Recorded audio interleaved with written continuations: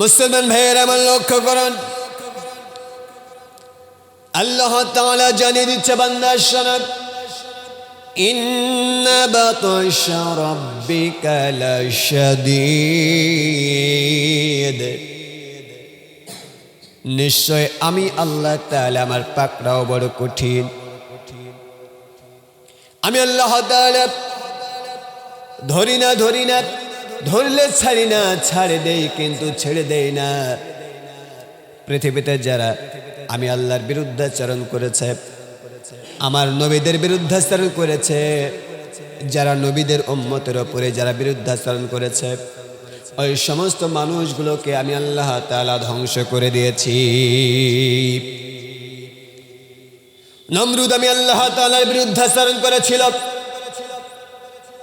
আমার নবী ইব্রাহিম আলাইহিস সালামের উপরে নির্যাতন করেছিল, জুলুম করেছিল। আমি আল্লাহ তাআলা সেই নমরুদকে দুনিয়া থেকে লাঞ্ছিত করেছি, বিদায় করে দিয়েছি, লাঞ্ছিত করে অপমানিত করে বিদায় করে দিয়েছি, তাদেরকে ধ্বংস করে দিয়েছি। শুধু তাই নয়, বরং আমি আল্লাহ রাব্বুল আলামিনের বিরুদ্ধাচরণ করেছিল ফিরআউন, আমার নবী মূসা আলাইহিস সালাম এবং তার কওম বনী ইসরাইলের উপরে ফিরআউন নির্যাতন করেছিল, জুলুম করেছিল।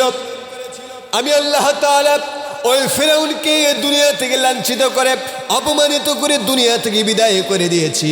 শোনো, আমার প্রিয় নবী রাসূল আরবি সাল্লাল্লাহু আলাইহি ওয়াসাল্লাম তার বিরুদ্ধাচরণ করেছিল আবু লাহাব, আবু জেহেল, আবু লাহাব, উতবা, শাইবা, ওলীদ ইবনে মুগীরা, যারাই তার বিরুদ্ধাচরণ করেছিল, নবীদের বিরুদ্ধাচরণ করেছিল, মুসলমানদের বিরুদ্ধে যারা অবস্থান করেছিল, আমার আল্লাহ তাআলা যুগে যুগে তাদেরকে দুনিয়া থেকে লাঞ্ছিত করেছে, অপমানিত করেছে, দুনিয়া থেকে বিদায় করে দিয়েছে। আপনি মনে করেন কি আজকে গাজা আজকে একেবারে ধ্বংসস্তূপের পরিণত হয়ে গিয়েছে? আজকে গাজা আজকে গণকবরে পরিণত হয়ে গিয়েছে। ওই হাতে গণ কয়েকটি ইহুদি আজকে মুসলমানদেরকে ধ্বংস করে দিয়েছে। আজ হোক কাল হোক 100 বছর পরে হোক, ওই ইসরায়েলকে আমার আল্লাহ তাআলা ধ্বংস করে দেবে। আমার ভাইয়েরা লক্ষ্য করুন,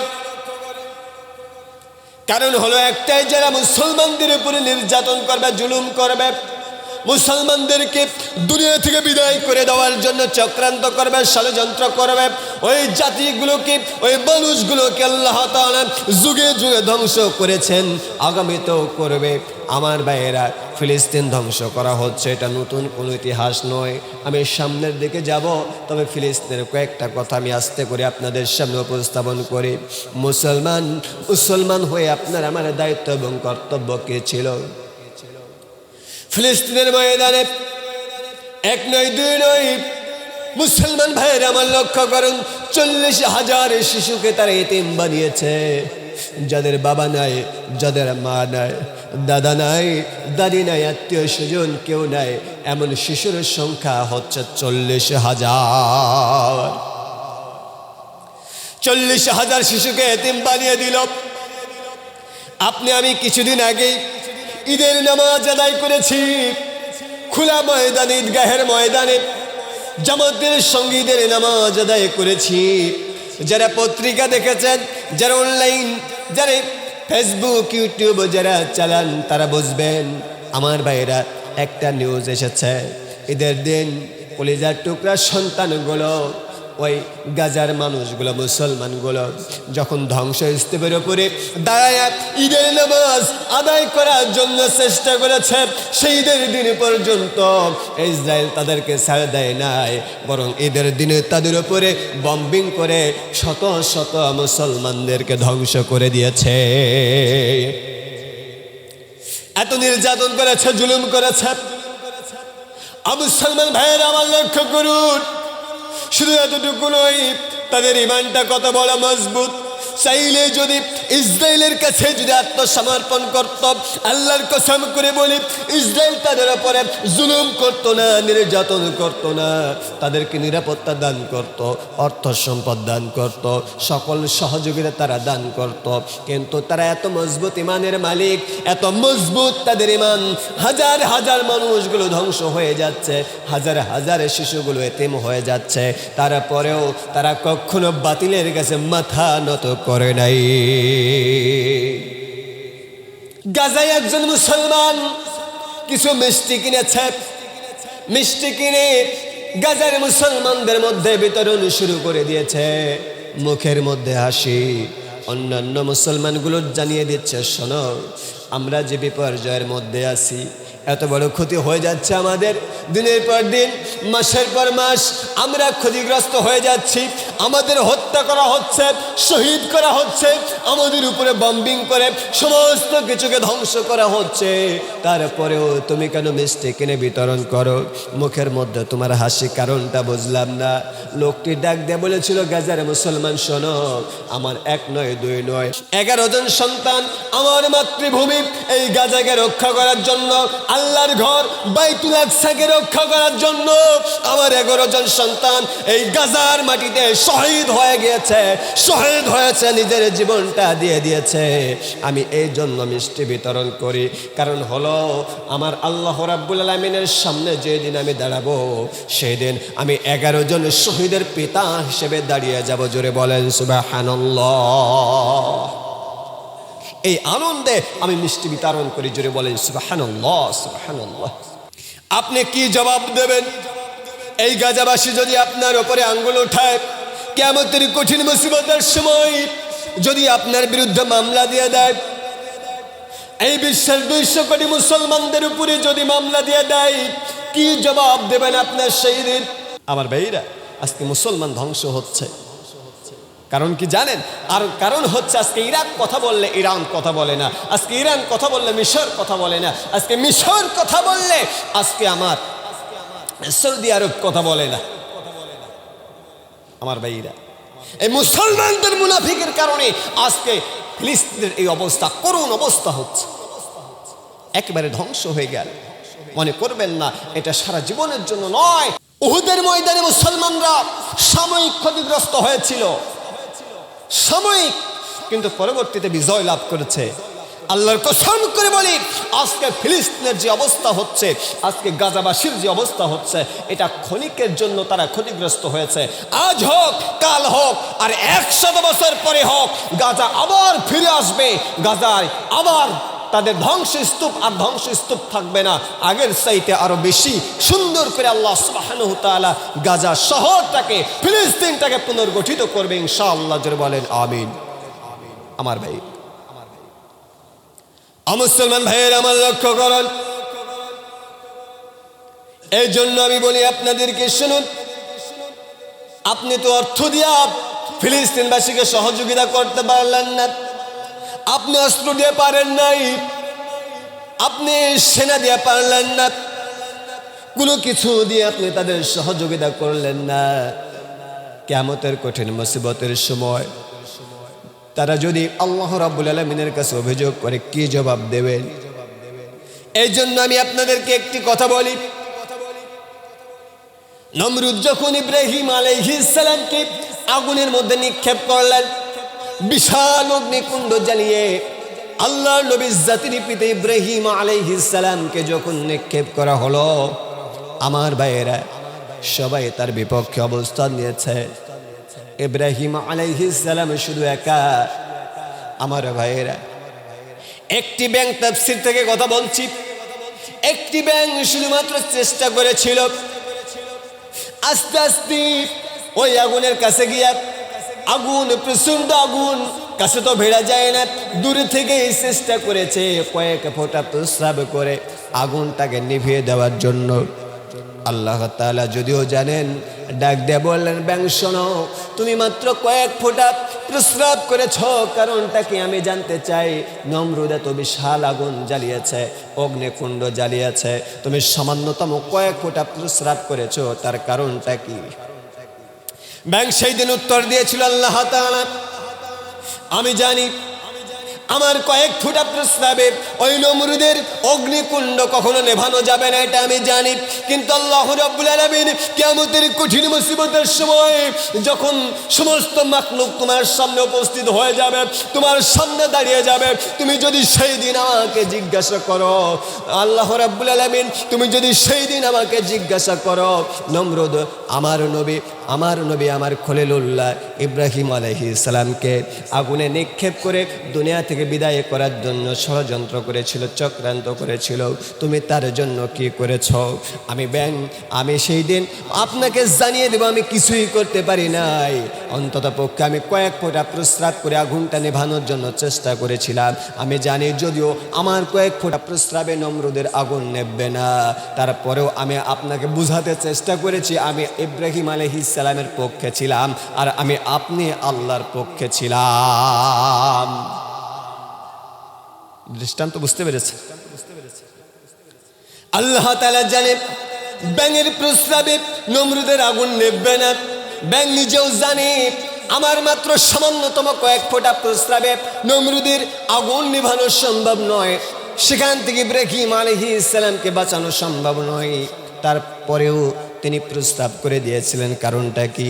কারণ হলো একমাত্র আল্লাহ রাব্বুল আলামিন এবং তার নবীর পক্ষ সেই দিন নিয়েছিলেন, তার পক্ষে অবস্থান নিয়েছিলেন, যেন কিয়ামতের কঠিন মুসিবতের সময়ে তাকে আল্লাহ সুবহানাহু ওয়া তাআলা প্রশ্ন করলে যেন তাকে আটকাইতে না পারেন। কারণ হলো আমার প্রস্তাবে ওই আগুনটা নেবে না জানি, কিন্তু আমি ওই আগুনটা নেভানোর জন্য অন্তত পক্ষে চেষ্টা করেছিলাম। ব্যাং তো সেই দিন তাও চেষ্টা করেছিলেন ইব্রাহিম আলাইহিস সালামের আগুনটা নিভানোর জন্য, নমরুদের অগ্নি থেকে ইব্রাহিম আলাইহিস সালামকে বাঁচানোর জন্য অন্তত চেষ্টা পর্যন্ত করেছিলেন। তো আপনি ফিলিস্তিনবাসীর জন্য কি চেষ্টা করলেন বলেন? আপনি কি করেছেন গাজাবাসীর জন্য? কতটুকু চেষ্টা আপনি করেছেন বলেন আমাকে। এই জন্য মুসলমান ভাইয়েরা আমার লক্ষ্য করুন, আপনি অর্থ দিয়ে সহযোগিতা করতে পারেন নাই, আপনি সেনা দেওয়ার সহযোগিতা করতে পারলেন না, আপনি তাদেরকে কোনোভাবেই সহযোগিতা করতে পারলেন না, আপনার আমার সামর্থ্য নাই, সেখানে যাওয়ার কোনো ব্যবস্থা নাই। তবে একটা কাজ করতে পারে, সেটা হচ্ছে ইসরায়েলরা যে ব্যবসা বাণিজ্য করে, তাদের ওই ব্যবসা বাণিজ্যের মাধ্যমে যে পণ্যগুলো বাংলাদেশে বিক্রি হয়, ওই পণ্যগুলো বয়কট করা আপনারা আমার সকলের জন্য উচিত। জোরে বলেন ঠিক কিনা? তাদের যে পণ্যগুলো বাংলাদেশে পাওয়া যাচ্ছে সেই পণ্যগুলো অন্তত পক্ষে বয়কট করতে পারেন। বয়কট করে আপনি ফিলিস্তিনিদেরকে, গাজাবাসীদেরকে সাপোর্ট করতে পারেন। অন্তত পক্ষে ফিলিস্তিনিরা যদি কিয়ামতের কঠিন মুসিবতের ময়দানে আপনার আমার উপরে আঙ্গুল উঠায় যে বর্তমান পৃথিবীতে 200 কোটি মুসলমান ছিল, কোনো মুসলমান আমাদের পক্ষ অবলম্বন করে নাই, আমাদের পক্ষে কোনো কথা বলে নাই, আমাদের অস্ত্র দেয় নাই, আমাদের তেল দেয় নাই, আমাদের তারা সৈন্য দেয় নাই, আমাদের অর্থ দেয় নাই, আমাদের খাবার দেয় নাই, কোনো কিছু দিয়ে আমাদের সহযোগিতা করে নাই। আপনি আজকে বিচার করেন, অন্তত পক্ষে সেই দিন আপনি বলতে পারবেন আমাদের অর্থ ছিল না, দিতে পারি নাই, আমাদের সেখানে যাওয়ার ব্যবস্থা ছিল না, আমরা সৈন্য পাঠাতে পারি নাই, আমরা কোনো কিছু করতে পারি নাই। অন্তত তাদেরকে ওই ইসরায়েল যারা এই ফিলিস্তিনবাসীদেরকে ধ্বংস করেছিল, ওই ফিলিস্তিনবাসীদের পণ্যগুলো বয়কট করে তাদের ব্যবসা প্রতিষ্ঠানে আমরা একটু সংকট তৈরি করে আমরা গাজাবাসীর পক্ষ অবলম্বন করেছিলাম, তাদের পক্ষে ইসলাম। জোরে বলেন ঠিক কিনা? এতটুকু যদি করতে না পারেন, এতটুকু যদি করতে না পারেন, তাহলে কি জবাব দেবেন সেই দিন বলেন? কি জবাব দেবেন? আমার ভাইয়েরা লক্ষ্য করুন, আমি সেই দিকে যাব না। তাহলে আপনাকে আমাকে অবশ্যই মুসলমানদের পক্ষ অবলম্বন করা লাগবে, মুসলমানদের পক্ষে থাকা লাগবে, বিভিন্নভাবে তাদেরকে সাহায্য সহযোগিতার হাত বাড়িয়ে দিতে হবে। মুসলমান ভাইয়েরা আমার, তবে একটা কথা আপনাদের কাছে বলি, একটা কথা আজকে ক্লিয়ার শুনে যান, সেটা হচ্ছে যেই গাজাবাসীগুলোকে বাইতুল আকসাকে ধ্বংস করে দেওয়া হয়েছে, ধ্বংস করার জন্য চেষ্টা করা হচ্ছে, গাজাবাসী আজকে ধ্বংসস্তূপের উপরে দাঁড়িয়ে আছে। আল্লাহ আজ হোক আর কাল হোক 100 বছর পরে হলেও আবার গাজাবাসীগুলোকে সক্রিয় করে, ওই গাজাবাসীগুলোকে শক্তিশালী করে আল্লাহ রাব্বুল আলামিন ওই গাজা ফিলিস্তিনগুলোকে আবার ওই বাইতুল আকসাকে আবার পুনর্গঠিত করবেন। জোরে বলেন সুবহানাল্লাহ। ফিলিস্তিনের উপরে, বাইতুল আকসার উপরে যে আক্রমণ হচ্ছে, এটা শুধু নতুন নয়, নতুন কোন ইতিহাস নয়, এটা অনেক পুরাতন ইতিহাস, অনেক পুরাতন ইতিহাস। ছোট্ট করে একটা চিত্র তুলে ধরি, দেখেন তো আপনার মাথায় ঢোকে কিনা আমার ভাইরা। এই পৃথিবীর 4 জন মানুষ শাসন করেছিলেন, তার মধ্যে একজন ছিলেন বখতে নসর। নামটা শুনেছেন মনে হয় আপনারা, নাম কি মনে রাখবেন? বখতে নসর। উজাইর আলাইহিস সালামের জামানায় বখতে নসর এই ফিলিস্তিনগুলোকে, বাইতুল আকসাকে এমন আক্রমণ করেছে, দখল করে নিয়েছিল, বাইতুল আকসা দখল করল। আমার ভাইরা লক্ষ্য করুন, একজন কাফের শাসক এই বাইতুল আকসা দখল করে ফেলল।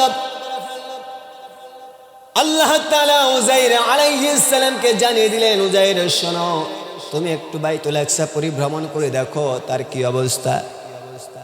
আল্লাহর নবী উজাইর আলাইহিস সালাম সেই দিন রওনা দিলেন, সঙ্গে নিলেন একটি গাধা, খাবারের জন্য নিলেন কয়েকটি রুটি, পান করার জন্য নিলেন কিছু পানি, আর রুটিটা খাবারের জন্য যেটা নিলেন সেটা হচ্ছে কিছু আঙ্গুরের রস। আমার ভাইয়েরা, এই কয়েকটা জিনিস নিয়ে যখন রওনা দিলেন, বাইতুল আকসার দিকে রওনা দিয়েছেন, বাইতুল আকসায় গিয়া দেখ শুধু লাশ আর লাশ, শুধু লাশ আর লাশ। লাশগুলো কুকুরে টেনে নিয়ে যায়, সিগারেট টেনে নিয়ে যায়, এই লাশগুলোকে দাফন করার মতো কোনো মানুষ নাই। এমনকি বাইতুল আকসাতে আজান দেবে, আজান দিয়ে নামাজ আদায় করবে, এমন কোনো মানুষ সেই দিন আর বেঁচে নাই। এমন নির্যাতন করেছিল বখতে নসর,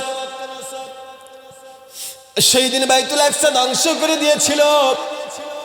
লাশগুলোকে কবর দেওয়ার মতো কোনো মানুষ ছিল না। মসজিদে আজান হবে, বাইতুল আকসায় আজান হবে, আজানের ডাকে সাড়া দিয়ে আল্লাহর ঘরে সিজদা দেওয়ার মতো কোনো মানুষ সেই দিন জীবিত ছিল না। উজাইর আলাইহিস সালাম ডাক দিয়ে বলেন, আল্লাহ তাআলা বখতে নসর তো সব কিছু ধ্বংস করে দিয়েছে, বাইতুল আকসা ধ্বংস করে দিয়েছে, শুধু লাশের স্তূপ পড়ে আছে, এই লাশগুলোকে কবর দেওয়ার কোনো মানুষ নাই। আপনার ঘর বাইতুল আকসায় আজান দেওয়ার কোনো মানুষ নাই। আল্লাহ তাআলা জানিয়ে দিচ্ছে, উজাইর আলাইহিস সালাম টেনশন করো না, চিন্তাই করো না, ওই বখতে নসর যেমন করে বাইতুল আকসাকে ধ্বংস করে দিয়েছে, বাইতুল আকসার মানুষগুলোকে ধ্বংস করে দিয়েছে, আমি আল্লাহ ওই বখতে নসরকে দুনিয়া থেকে বিদায় করে দেব, ধ্বংস করে দেব। শুধু দেব এমন নয়, বাইতুল আকসা আজকে যেমন ছিল আমি আল্লাহ তাআলা তার চাইতে আরো সুন্দর করে পুনর্গঠিত করব। জোরে বলেন সুবহানাল্লাহ। উজাইর আলাইহিস সালাম আশ্চর্য হয়ে গেলেন, তিনি বললেন, এটা সম্ভব? যেখানে একজন মানুষ নেই, শুধু বিরান ভূমি, লাশগুলো পড়ে আছে, লাশগুলো কবর দেওয়ার মতো কোনো মানুষ নেই, কুকুরে টেনে নিয়ে যায়, শিয়ালে টেনে নিয়ে যায়, বাইতুল আকসা আপনার ঘর পড়ে আছে, এখানে একজন মানুষও নাই যে আজান দিয়ে আপনাকে কুদরতি পায় সিজদা দেবে, আপনাকে সিজদা দিয়ে সন্তুষ্ট করবে, এমন কোনো মানুষ নাই। এমন জায়গায় আবার যেমন শহর ছিল তার চাইতে ভালোভাবে আপনি পুনর্গঠিত করবেন, কেমনে সম্ভব? আল্লাহ তাআলা ডাক দিয়ে বলেন, উজাইর আলাইহিস সালাম তুমি কি দেখতে চাও নাকি? আল্লাহর নবী উজাইর আলাইহিস সালাতু ওয়াস সালাম জানিয়ে দিলেন, আমি দেখতে চাই। আল্লাহ তাআলা তাকে বললেন, তাহলে একটু অপেক্ষা করো, ওয়েট করো। আল্লাহর নবী উজাইর আলাইহিস সালাম এসেছিলেন সকালবেলা বিশ্রাম নেওয়ার জন্য, একটি গাছের সঙ্গে গাধা বেঁধে ফেললেন। আমার ভাইয়েরা গাছের নিচে হেলান দিয়ে শুয়ে পড়লেন। তন্দ্রা চলে আসলো। আল্লাহ রাব্বুল আলামিন হুকুম দিয়ে দিলেন, আল্লাহ তাআলা উজাইর আলাইহিস সালামের মাঝখান থেকে রূহটা বের করে নিলেন। উজাইর আলাইহিস সালাম এখন গাছের নিচে বসা। আমার ভাইয়েরা রূহটা আল্লাহ তাআলা বের করে নিয়েছে। আমার ভাইয়েরা ও রূহটা বের করা হলো সকালবেলা। আল্লাহ তাআলা 1 বছর নয়, 2 বছর নয়, 3 বছর নয়, 100 বছর পর্যন্ত উজাইর আলাইহিস সালামকে ওইভাবেই রেখে দিলেন রূহ ছাড়া। তিনি ঘুমিয়ে আছেন, তিনি তন্দ্রায় ঘুমিয়ে আছেন, গাছের সঙ্গে হেলান দিয়ে ঘুমিয়ে আছেন, তার দেহের মধ্যে কোনো রূহ নাই। আল্লাহ তাআলা 100 বছর পর তার দেহের মধ্যে রূহটা ফেরত দিয়ে দিলেন। উজাইর আলাইহিস সালাম ঘুম থেকে জাগ্রত হয়ে গেলেন। লক্ষ্য করে দেখেন ঘুমিয়েছিলেন সকালবেলা, ঘুম থেকে জাগ্রত হয়ে দেখে এখন বিকালবেলা। আল্লাহ তাআলা ডাক দিয়ে বলেন, উজাইর তুমি এখন কোন সময় ঘুম থেকে জাগ্রত হলে আমি জানতে চাই। উজাইর আলাইহিস সালাম জানিয়ে দিলেন, আল্লাহ রাব্বুল আলামিন আমি ঘুমিয়েছিলাম সকালবেলা এবং ঘুম থেকে এখন উঠলাম, এখন জাগ্রত হলাম বিকালবেলা। আল্লাহ তাআলা বলে, উজাইর সকাল আর বিকালের গল্প বাদ দিয়ে দাও, মাঝখানে আমি আল্লাহ তাআলা তোমার 100 বছর অতিবাহিত করে দিয়েছি। জোরে বলেন সুবহানাল্লাহ। কয় শত বছর? 100 বছর। উজাইর আলাইহিস সালাম আশ্চর্য হয়ে গেলেন, অবাক হয়ে গেলেন, এটা কেমন কথা? আল্লাহ তাআলা জানিয়ে দিলেন, উজাইর শোনো, তুমি যেই গাধাটা গাছের সঙ্গে বেঁধে রেখে ঘুমিয়েছিলে ওই গাধার দিকে একটাবার নজর করো। আল্লাহর নবী উজাইর আলাইহিস সালাম সেই দিন গাছের দিকে তাকায়া, গাধার দিকে তাকায়া লক্ষ্য করে গাধার চামড়া নাই, গোস্ত নাই, কিছুই নাই, শুধুমাত্র হাড্ডিগুলো পড়ে আছে। কি পড়ে আছে? হাড্ডিগুলো পড়ে আছে। আল্লাহর নবী অবাক হয়ে গেলেন। আল্লাহ তাআলা জানিয়ে দিলেন, উজাইর শোনো, তুমি যে পানি নিয়ে এসেছিলে পানির দিকে লক্ষ্য করো, পানির দিকে তাকিয়ে দেখে পানি যেমন ছিল তেমনই আছে। আল্লাহ তাআলা বললেন, উজাইর তুমি যেই খাবারের জন্য রুটি নিয়ে এসছো রুটির দিকে তাকিয়ে দেখো, রুটি যেমন ছিল তেমনই আছে। আল্লাহ তাআলা বলেন, উজাইর তুমি দেখো তুমি রুটি খাবারের জন্য যে আঙ্গুরের রস এনেছিলে ওই আঙ্গুরের রসের দিকে তাকিয়ে দেখো। উজাইর আলাইহিস সালাম আঙ্গুরের রসের দিকে তাকিয়ে দেখে ওই আঙ্গুরের রস যেমন ছিল তেমনই আছে, সব কিছু যেমন ছিল তেমনই আছে, শুধু গাধা নাই, গাধা একেবারে মারা গিয়া শুধুমাত্র হাড় পড়ে আছে। জোরে বলেন সুবহানাল্লাহ। আল্লাহ তাআলা বলছেন, উজাইর তোমার কি বিশ্বাস হয়? উজাইর আলাইহিস সালাম বলছেন, হ্যাঁ আল্লাহ আমার বিশ্বাস তো হয়। তা যাও এখন তুমি বাইতুল আকসা একটু পরিভ্রমণ করে আসো। মাঝখানে গেছে কত বছর? 100 বছর। উজাইর আলাইহিস সালাম তিনি আস্তে করে চলে গেলেন বাইতুল আকসায় গিয়ে দেখে বাইতুল আকসা যেমন ছিল বর্তমান এমন একটা সময় ছিল যেখানে কোনো মানুষ ছিল না, লাশ আর লাশগুলো কবরে দেওয়ার মতো কোনো মানুষ ছিল না। আমার ভাইয়েরা, বাইতুল আকসা আজান দেওয়ার মতো কোনো মানুষ ছিল না। এখন 1 নয় 2 নয় হাজার হাজার লক্ষ লক্ষ মানুষগুলো এখন বাইতুল আকসার আশপাশে ঘোরাফেরা করে। আর বাইতুল আকসার মধ্যে যেই শহরগুলো ছিল, ফিলিস্তিনে যে শহরগুলো ছিল আগের চাইতে এখন অনেক উন্নত মানের শহর তৈরি হয়ে গেছে। জোরে বলেন সুবহানাল্লাহ। আমার ভাইরা, আর অনেক কথা আছে। এরপরে আপনার হচ্ছে উজাইর আলাইহিস সালাম তিনি কি করবেন, কোথায় যাবেন, তার গাধাটা আবার জীবিত হবে কি হবে না, অনেক কথা। আমি তো সেদিকে যেতে পারছি না, টাইম একবারে 2 মিনিট প্লাস হয়ে গেছে। ইনশাআল্লাহ আল্লাহ সুবহানাহু ওয়া তাআলা যদি আগামীতে বাঁচিয়ে রাখে তাহলে ইনশাআল্লাহ আগামী জুমাতে একটু আলোচনা করার জন্য চেষ্টা করব। তবে এখানে একটা শিক্ষণীয় বিষয় হচ্ছে, আমি বোঝানোর জন্য চেষ্টা করেছি যে ফিলিস্তিন আজকে ধ্বংস হয়ে যাচ্ছে, গাজা আজকে ধ্বংসস্তূপে পরিণত হয়েছে। এটা নতুন কিছু নয়। অতীতে আল্লাহ সুবহানাহু ওয়া তাআলা এই গাজাবাসীর উপরে কাফের শাসকগুলো তারাও ধ্বংস করেছিল, গাজাকে ধ্বংসস্তূপে পরিণত করে দিয়েছিল। কিন্তু আল্লাহ সুবহানাহু ওয়া তাআলা ধৈর্য ধারণ করেছেন। আল্লাহ সুবহানাহু ওয়া তাআলা মানুষগুলো দেখিয়ে দিয়েছিলেন যে ফিলিস্তিনে বাইতুল আকসা তখন ছিল, এখন আছে, কিয়ামত পর্যন্ত থাকবে। কিন্তু বক্তে নসর নাই, যে বক্তে নসর এই গাজাকে ধ্বংস করে দিয়েছিল, বাইতুল আকসাকে ধ্বংস করে দিয়েছিল। আল্লাহ বুঝাচ্ছে, বান্দা টেনশন করবা না, চিন্তা করবা না। গাজার উপরে যে ইসরায়েল আজকে ধ্বংস করে দিয়েছে, গাজার উপরে আক্রমণ চালাচ্ছে, বম্বিং করে গাজাকে ধ্বংস করে দিচ্ছে, এটা সাময়িকের জন্য তোমরা ক্ষতিগ্রস্ত হচ্ছ। আজ হোক আর কাল হোক বাইতুল আকসা ছিল, আছে, থাকবে। কিন্তু ইসরায়েল পৃথিবীর বুকে থাকবে না, ইসরায়েল নিশ্চিহ্ন হয়ে যাবে। যেটা বলেন ঠিক কিনা আমার ভাইরা?